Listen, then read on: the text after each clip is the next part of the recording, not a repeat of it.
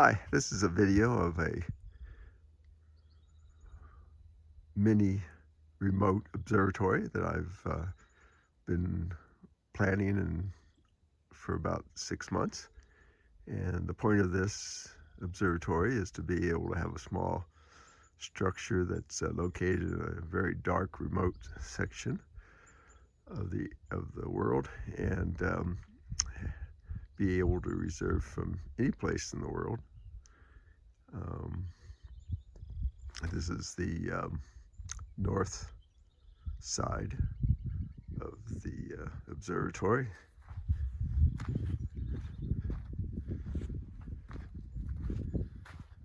And this is the east side of the observatory. Because we're in a very remote location, we have no power whatsoever.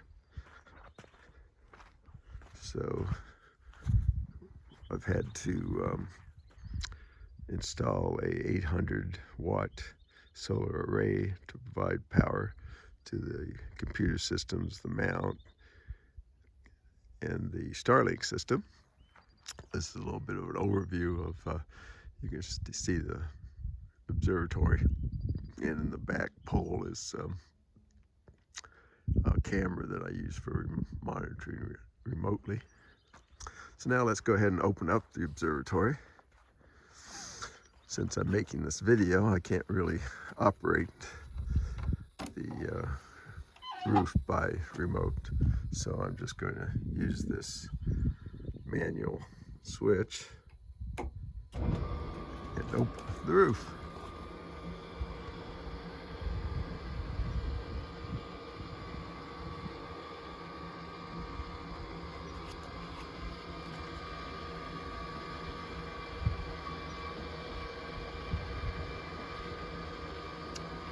It takes about 30 seconds for the roof to open.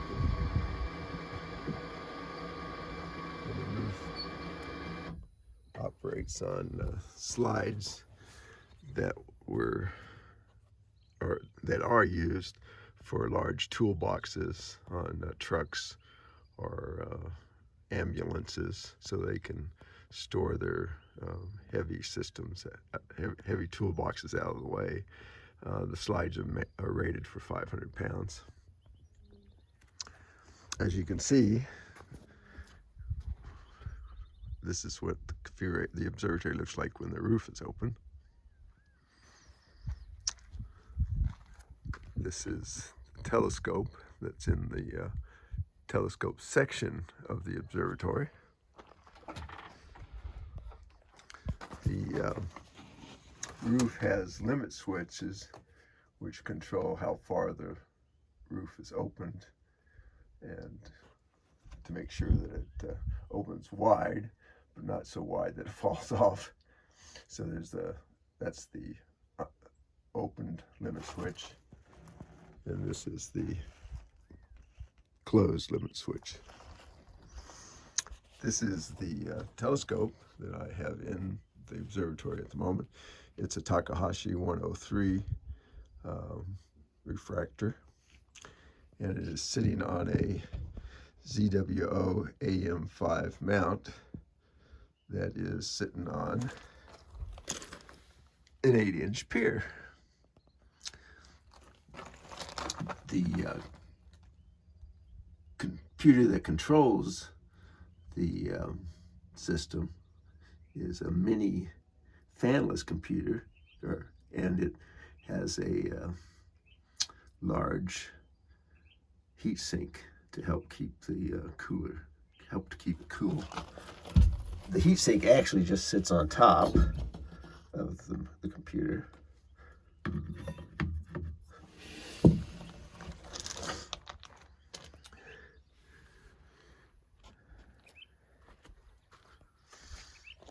This is another view of the telescope. Also, because I'm operating remotely, I have a motorized dust cover cap that is on the scope, and this keeps the dust and the bugs out of the telescope. Also, it has a built-in flat illumination system that allows me to take flats. remotely. This is a camera that I use for remotely monitoring the telescope, whether it's open like this or inside with the roof closed. I can see the exact position that the telescope's in.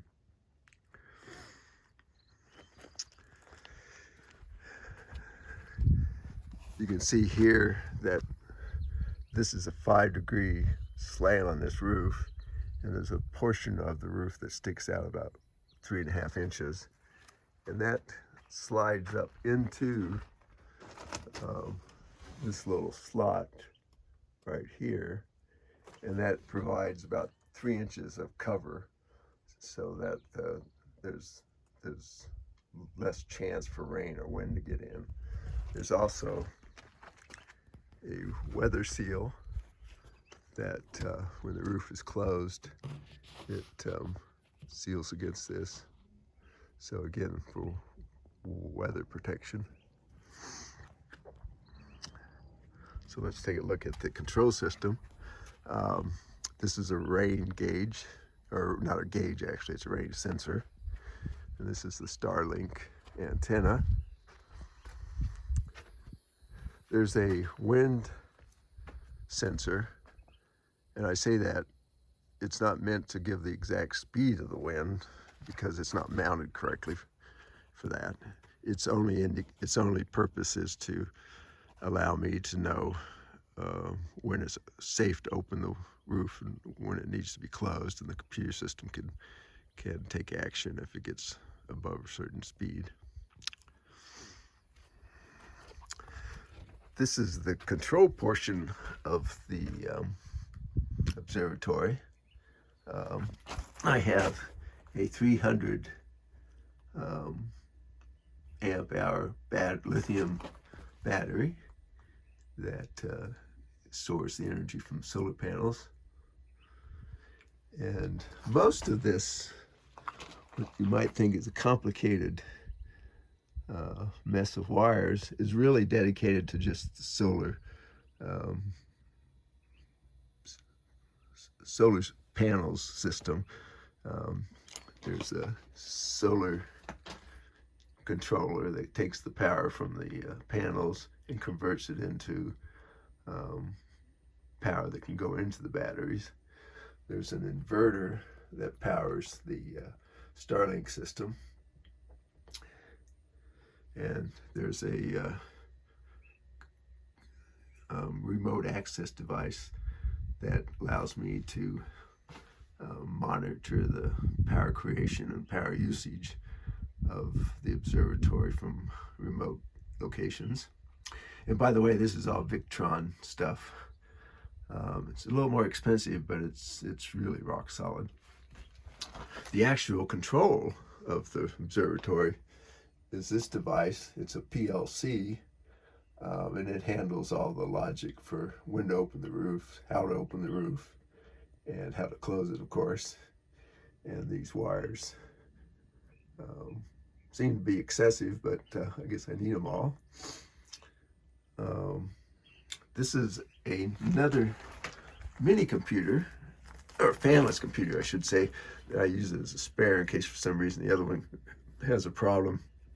I can at least remote into the observatory and see what's going on.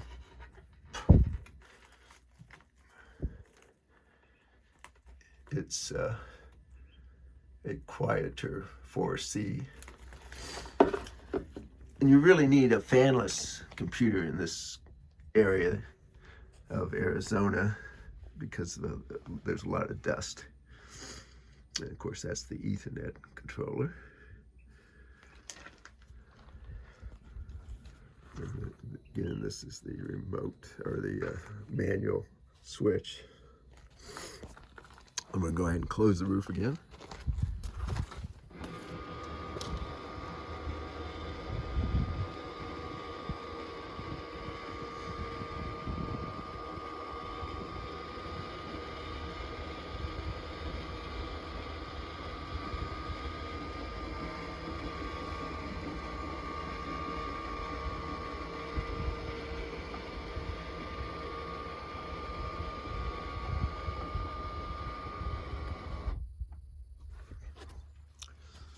So the design philosophy for the observatory was to use off-the-shelf materials and to be able to construct it in about 3 days on site with minimal power tools. Really, there's 7 sheets of this outside particle board that is used commonly to build sheds, and I think there's 14 2x4s that was used in the construction, and then there's the base is made out of treated 2x6s, and I think there's 4 of those cut up into pieces as needed. Again, the philosophy was to be able to come out in the field after stopping at Lowe's or Home Depot and just start cutting the sheets of plywood into the desired lengths and shapes, and then building the frame out of 2x4s, and then just screwing it all together. And it did actually take about 3 days, so that was quite successful. The pier took about 2 days to get that in. That was a little harder because I was working by myself. And I should say that this was all done. One person did this. That would be me. This is the pier. It's an 8-inch pier. It goes into the ground about 40 inches. I would like to have gone further, but with the post-hole digger, a manual post-hole digger I had, that was about as far as I could get down and excavate the hole. I would say so far it's a success. I've been here for 3 days doing the final checkoff, and so far I've had some issues, but they were just small programming errors that I couldn't really test at home until I got on site. So I think I've got that all worked out now. So this is located in a sky park in southern Arizona, about 20 miles north of the Mexican border and 120 miles east of Tucson, Arizona. Hopefully this will work out as a good remote observatory for me. And I live in the Northwest, where it's cloudy 60% of the time, and I'm really hoping that I can capture some good images with this system now when I can't use my system at home. So I guess that's about it. Thank you.